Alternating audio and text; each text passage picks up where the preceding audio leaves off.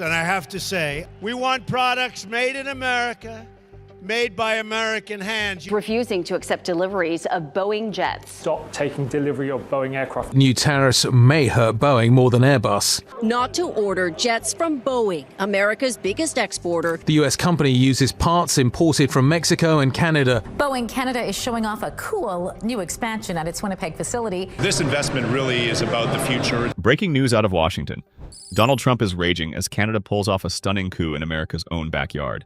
In a move that blindsided U.S. industry, Canadian firms have secured Boeing's multi-billion-dollar contracts, sending shockwaves from Seattle to Wichita and triggering fears of an aerospace jobs crash across the American heartland.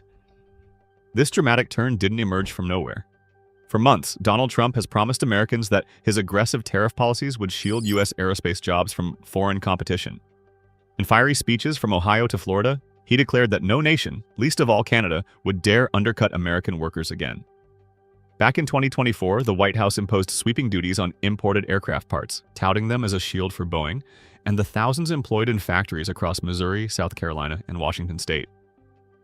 Yet those same tariffs sparked transatlantic tensions, rattled supply chains, and set the stage for today's shock announcement, an announcement that left Trump blindsided. Before we move on, hit the like button and subscribe.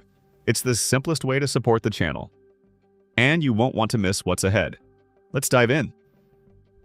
The shockwave came in the form of a single announcement from Ottawa. Canadian aerospace firms, backed by government subsidies and international partnerships, have locked down a series of Boeing supply and service contracts once thought untouchable. These aren't minor deals. They include long-term agreements for fuselage assembly, avionics components, and maintenance packages worth billions.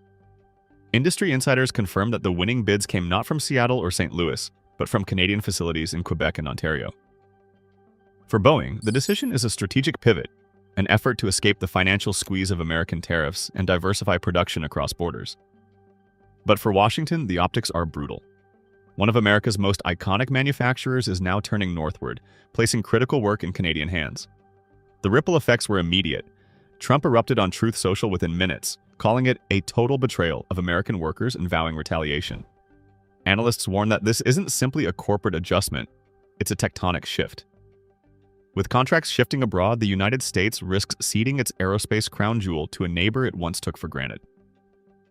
The consequences for the United States are staggering. At its core, this is not just a corporate reshuffle. It is a direct blow to American workers, communities, and industries that have long depended on Boeing contracts to sustain local economies. From Everett, Washington to Wichita, Kansas, the aerospace belt that once symbolized American industrial might now faces the prospect of mass layoffs, shuttered workshops, and the erosion of skills that took generations to build. And then there is St. Louis, Missouri, home to Boeing's defense and space operations. While these contracts are less likely to be outsourced due to national security sensitivities, the commercial shock is already seeping into the broader ecosystem. Suppliers that once split their orders between defense and civilian projects now find themselves squeezed. A single canceled order in St. Louis reverberates across the Midwest, where subcontractors provide everything from specialized metals to cockpit electronics. One industry analyst described it as a domino effect. Once Canada grabs the lead contract, the supporting pillars of America's aerospace industry begin to wobble. But the human toll extends beyond job numbers. Entire communities that grew up around Boeing plants now face existential questions. In towns near Everett, home values are tied to Boeing paychecks. In Wichita, restaurants, schools, and hospitals depend on steady employment at the plant to keep local economies alive. Even a 10% cut in payroll ripples outward, straining social services and squeezing small businesses. Economists at Georgetown University estimate that for every aerospace job lost, as many as 3 additional local jobs in retail, healthcare, and services could disappear. Multiply that by thousands, and the outlook darkens quickly. The pain isn't confined to aerospace towns alone. The wider U.S. manufacturing sector is already feeling tremors. Aircraft assembly relies on a vast ecosystem of American suppliers producing everything from aluminum alloys in Pennsylvania to high-tech composites in Ohio. With contracts now rerouted north of the border, these suppliers are suddenly cut off from one of their biggest customers. Orders shrink, shifts are cut, and once busy factory floors go silent. Electronics is another casualty. Modern aircraft are flying computers with sophisticated navigation systems, radar, and avionics. Many of these parts were produced in American facilities stretching from California's Silicon Valley to Texas's booming tech corridors. The decision to move avionics work to Ontario threatens to sideline U.S. firms that once dominated the field. One supplier executive in Dallas lamented, "We invested millions to scale up for Boeing. Now those investments are stranded." Energy and resource industries are also exposed. Aircraft production is a massive consumer of metals, fuels, and chemicals. A slowdown in U.S. aerospace means reduced demand for aluminum smelters, steel mills, and rare earth processing plants scattered across the Rust Belt. What begins as an aerospace story quickly cascades into a broader industrial crisis, raising fears of another hollowing out of American manufacturing. Politically, the timing could not be worse.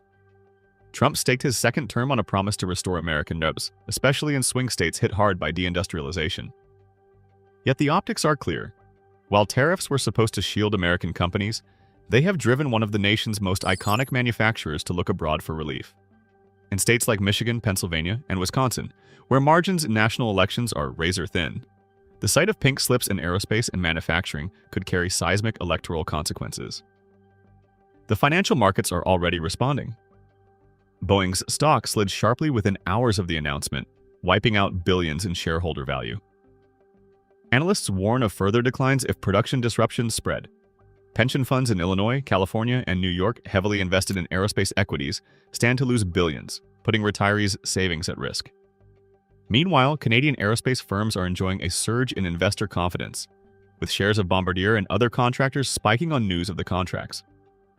Trump's reaction has been characteristically explosive. On Truth Social, he accused Canada of economic treason and threatened to impose retaliatory tariffs on Canadian aerospace imports. In a hastily arranged press conference, he declared that America will not sit back while our jobs are stolen. Yet behind the bluster, policy experts note that the White House has limited leverage. Retaliatory tariffs could raise costs for U.S. airlines already reeling from higher fuel prices while failing to claw back contracts already signed in Ottawa. Airlines, too, are caught in the crossfire. Carriers like Delta and American Airlines depend on Boeing aircraft to refresh their fleets. Delays or disruptions in production could force them to look abroad, perhaps even to Airbus, further eroding Boeing's dominance. This prospect alarms both industry insiders and national security officials, who see American control of aerospace as vital to defense readiness. In short, the loss of Boeing contracts to Canada is not an isolated corporate decision. It is a cascading crisis with implications for workers, communities, industries, and even national security. From the bustling factory floor in Everett to the quiet machine shop in Wichita, the shock is palpable. America's aerospace empire, once thought unshakable, suddenly looks vulnerable. And as Trump fumes in Washington, ordinary Americans in factory towns across the nation are left to wonder whether the jobs that built their communities are slipping away for good. What makes this moment extraordinary is not simply that Canada has landed contracts once tied to America's industrial crown jewel, but how it did so, and what it reveals about the shifting balance of economic power. For decades, aerospace was more than an industry. It was a cornerstone of America's global influence. The world bought Boeing jets not only because of engineering excellence, but because the company symbolized American reach, reliability, and strength. Now, by capturing the very contracts that secure Boeing's survival, Canada has elevated itself from a regional partner to a direct competitor in the global aerospace order. Ottawa's success is not accidental. For years, Canadian officials have carefully nurtured their domestic aerospace sector, building up clusters around Montreal and Toronto, investing heavily in research facilities, and cultivating relationships with European suppliers. Bombardier's rise in commercial aviation, though modest compared to Boeing or Airbus, laid the groundwork for a network of skilled engineers and manufacturing lines that could be scaled rapidly. When the United States imposes sweeping tariffs on imported parts, that infrastructure was suddenly in the perfect position to absorb redirected work.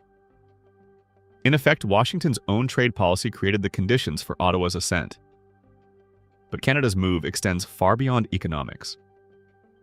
By seizing Boeing contracts, Ottawa has demonstrated to allies and rivals alike that American dominance in high-tech manufacturing is no longer guaranteed. Across Europe, Asian capitals, and the Middle East, the symbolism is unmistakable. One of America's most iconic industries can now be pried open, piece by piece, by a neighbor with the will and capacity to compete. This is not just about a set of contracts, it is about the erosion of U.S. industrial prestige in the eyes of the world. The timing also magnifies the impact. At a moment when the United States is attempting to assert itself as the indispensable power in global trade, Washington is now seen as unable to protect even its own flagship companies from foreign competition. Canada, traditionally the quieter partner in North American economic affairs, has capitalized on Trump's protectionist agenda to showcase itself as a reliable alternative for global firms seeking stability. The optics are striking. While Washington imposes tariffs and lashes out on social media, Ottawa quietly closes deals, secures jobs, and positions itself as a rising hub of aerospace reliability. Consider the international marketplace. Airlines in Asia, the Middle East, and Europe are already recalibrating their procurement strategies. If Canadian suppliers can deliver Boeing components faster, cheaper, and with less political uncertainty than their American counterparts, those airlines will not hesitate to lean toward the Canadian end of the supply chain. Over time, this could shift the gravitational center of Boeing's production away from the United States, creating a parallel ecosystem in which Canadian factories and logistics hubs become just as critical to global aviation as the American ones once were. There is also the matter of alliances. The aerospace industry is not just about commercial airliners, it overlaps with defense, security, and international diplomacy. American defense exports, from fighter jets to surveillance aircraft, are bound up with Boeing's capabilities. If Canada becomes a linchpin in that production chain, Ottawa's leverage in defense negotiations rises dramatically. Already, NATO partners are eyeing Canada as a potential bridge between European procurement policies and North American manufacturing. For Washington, that shift represents a loss of bargaining power in arenas where it once held uncontested sway. The broader economic implications ripple outward. By securing high-value aerospace contracts, Canada effectively hedges against vulnerabilities in energy exports, lumber disputes, and other sectors where U.S. tariffs have historically applied pressure. Diversification through aerospace gives Ottawa not only economic resilience, but also new political leverage. When future disputes arise, whether over pipelines, minerals, or agriculture, Canadian leaders will be negotiating from a stronger position, backed by thousands of skilled jobs in an industry once monopolized by America. For the United States, the optics abroad are bruising. Allies accustomed to American technological primacy are seeing cracks in the facade. Rivals, particularly in Beijing and Moscow, are watching closely. If Canada can carve out space in Boeing's production line, what might stop China's Comac or Russia's United Aircraft Corporation from advancing further into markets once dominated by American firms? The loss of contracts to Canada may seem modest on paper, but strategically it signals that Boeing is no longer untouchable, and that America's industrial power can be contested not only by adversaries, but by close allies. And there is another layer: global supply chains themselves. Modern aerospace production relies on a finely tuned international network spanning dozens of countries. By shifting contracts northward, Boeing inadvertently reconfigures that network. Canadian factories will now source materials, components, and expertise from different partners than their U.S. counterparts. Over time, that shift could create a new supply web, centered not in Seattle or Wichita, but in Montreal, Toronto, and Ottawa. The psychological impact of such a transition is profound. When the world thinks of North American aerospace, it may no longer picture only American skylines, but Canadian ones too. The ripple effects of Canada's aerospace coup are also reshaping military and strategic calculations. Boeing's role in U.S. defense has always been intertwined with its commercial strength. From fighter jets to surveillance platforms, the company's global credibility rested on its ability to deliver at scale. Now, with Ottawa embedding itself into Boeing's production process, allies from NATO to the Indo-Pacific are recognizing that America may no longer be the sole guarantor of high-tech aerospace supply. For NATO partners, this development could be seen as an opportunity. A stronger Canadian aerospace sector provides an alternate partner within the alliance, one not as politically volatile, and one that can deliver components without the shadow of sudden tariffs or executive orders. Quietly, European defense ministers are signaling that Ottawa's newfound leverage could play a role in future joint projects. In effect, Canada is stepping into a space vacated by U.S. inconsistency, positioning itself as both ally and competitor in the same breath. Meanwhile, in Asia, the symbolism cuts even deeper. Nations like Japan, South Korea, and Singapore, long-standing buyers of Boeing aircraft, are weighing the prospect of a production line increasingly tied to Canadian factories. For governments balancing their alliances between Washington and Beijing, a Canadian aerospace hub offers a third option: access to U.S.-grade technology without the political turbulence that comes with relying directly on Washington. In Tokyo and Seoul, analysts have begun framing Canada's rise as a stabilizing factor, one that softens the binary choice between America and China. and China itself is watching with interest. Beijing has poured billions into its domestic aerospace firm COMAC, hoping to erode Boeing and Airbus dominance. Canada's move doesn't directly empower Chinese manufacturers, but it does fragment the U.S. industrial monopoly. Every contract that leaves Wichita or Everett for Montreal is one more crack in Boeing's armor, one more signal to global buyers that the American aerospace juggernaut is not invulnerable. For Beijing, that is a strategic victory in itself. The United States weakened not by China, but by its own neighbor. This broader geopolitical recalibration also reshapes trade dynamics. Canada has long lived in the shadow of its southern neighbor, its exports tethered to pipelines, lumber mills, and resource flows dependent on American markets. But aerospace is different. High value, high skill, and globally demanded, it allows Canada to step out of the role of raw material supplier and into the role of advanced manufacturer. By embedding itself into Boeing's contracts, Ottawa positions its economy in the same league as Germany's precision engineering or Japan's electronics industries. That shift changes how the world perceives Canada and how Canada perceives itself. For the United States, the reputational damage is as consequential as the economic loss. Washington has always wielded industrial power as an extension of its diplomacy. When American presidents traveled abroad, they arrived not just with Air Force One, but with the unspoken message that America built the world's most advanced machines. Today, that image is faltering. If Boeing must increasingly depend on Canadian facilities to deliver its promises, then the idea of U.S. self-sufficiency in strategic industries becomes harder to defend.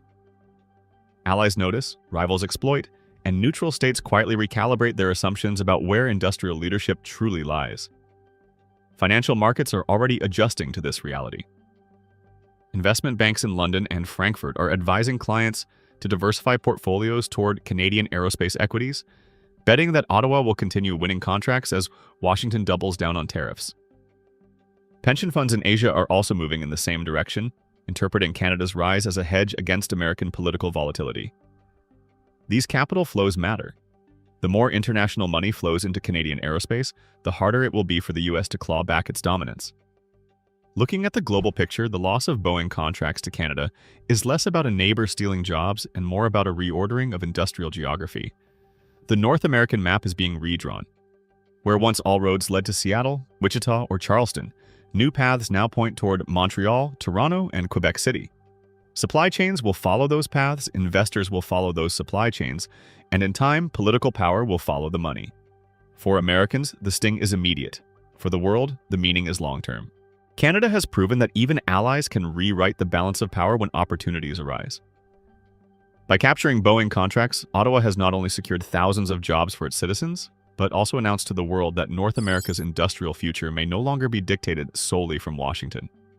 It is a warning sign, a wake-up call, and a turning point in the global economic order. The question now is not whether America has been jolted by Canada's move. It has. But where this story goes from here. The loss of Boeing contracts is not an isolated event.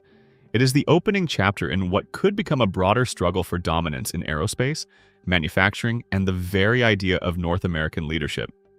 In Washington, the immediate pressure is on the White House. Donald Trump has already promised sweeping retaliation, hinting at tariffs not only on Canadian aerospace, but potentially on aluminum, steel, and other sectors tied to aviation. Yet such measures risk backfiring. U.S. airlines, already stretched by rising costs, cannot afford higher prices for critical parts. Consumers, too, will feel the pinch if ticket prices rise in response to costlier fleets. Retaliation may satisfy political audiences in the short term, but it risks accelerating the very exodus of contracts Washington seeks to reverse. Congress faces its own dilemma. Lawmakers from Washington State, Kansas, and South Carolina are already preparing hearings to probe how Boeing could allow such contracts to slip northward. But hearings and statements cannot replace the jobs already leaving. The longer Boeing depends on Canada to stabilize its production, the more difficult it becomes for the U.S. government to claim control of the aerospace narrative. For Boeing, the stakes are existential. The company now straddles two paths: cling to its American roots and risk ongoing political turmoil, or embrace a more international identity with Canada as a central partner. Either choice carries costs. Too much reliance on U.S. facilities invites continued tariff and supply disruptions. Too much reliance on Canada risks alienating Washington and jeopardizing lucrative defense contracts. Navigating this balance will define Boeing's future in ways that go far beyond quarterly earnings reports. Canada, meanwhile, stands at the threshold of a new era. By securing these contracts, Ottawa has shown that it can compete in industries once considered out of reach. But success carries responsibilities. Scaling up production, maintaining quality, and meeting global demand will require massive investments in infrastructure, workforce training, and supply chain resilience. If Canada can deliver, it will solidify its position as a permanent player in global aerospace. If it falters, the opportunity could slip away as quickly as it appeared. Globally, the picture is even more complex. Airbus is watching closely, sensing an opening to peel away customers from Boeing in Europe, Africa, and Asia. China's COMAC, though years behind technologically, gains confidence each time Boeing stumbles. Russia, too, though weakened economically, sees propaganda value in any sign that U.S. industry is losing ground. In this environment, the next 5 years could mark a decisive turning point in whether America remains the undisputed leader in aerospace, or whether it must share that mantle with rivals and allies alike. The economic ripple effects are also far from over. Commodity markets tied to aerospace, aluminum, titanium, rare earth elements, will see volatility as production shifts across the borders. U.S. states dependent on mining and smelting could experience sudden contractions if Canadian factories source materials closer to home. Energy demand will shift, logistics routes will adapt, and financial markets will continue to price in uncertainty. Every new contract signed in Montreal or Toronto will be another signal that capital should flow northward, not south. And at the heart of it all, the American worker remains in limbo. Communities from Everett to Wichita are left wondering whether the next generation will inherit the jobs that built their cities, or whether those jobs will be forever out of reach. For them, the future outlook is not abstract geopolitics. It is a mortgage payment, a tuition bill, a retirement plan, all tied to whether Washington can find a way to bring contracts back home. The stakes, then, are unmistakable. Canada's capture of Boeing contracts is not the end of the story. It is the beginning of a struggle that will test America's ability to defend its industrial core in an era of shifting alliances and rising competition.